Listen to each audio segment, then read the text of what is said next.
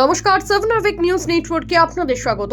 জগদ্দলের বিধায়ক সোমনাথ শ্যামের বিরুদ্ধে এবার অসন্তোষ প্রকাশ করলেন দমদম ব্যারাকপুর সাংগঠনিক জেলার চেয়ারম্যান নির্মল ঘোষ।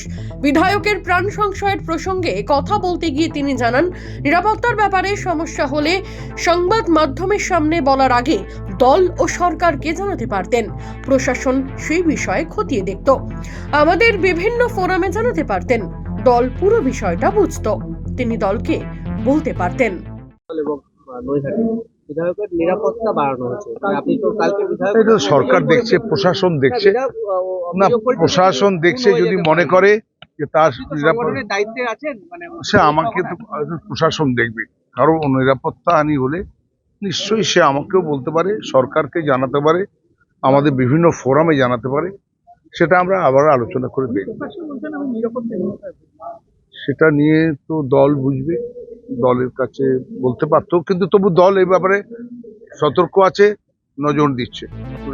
সম্প্রতি টিটাগড়ে এক অনুষ্ঠানে যোগ দিয়ে প্রকাশ্য মঞ্চ থেকে ভিকি যাদব খুনের ঘটনার তদন্তের দাবি করায় নিজের প্রাণ সংশয়ের আশঙ্কা প্রকাশ করেছেন জগদ্দলের বিধায়ক সোমনাথ শ্যাম। নিরাপত্তার স্বার্থে 24 ঘন্টার মধ্যে বাড়িয়ে দেওয়া হয়েছে বিধায়কের নিরাপত্তা।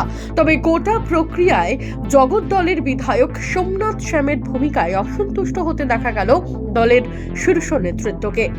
একদিকে তৃণমূলের দুই যুযুধান নেতার ঠান্ডা লড়াই, অন্যদিকে এই অস্বস্তিকর আবহ ঠিক করতে তৃণমূলের উচ্চ নেতৃত্বদের প্রচেষ্টা।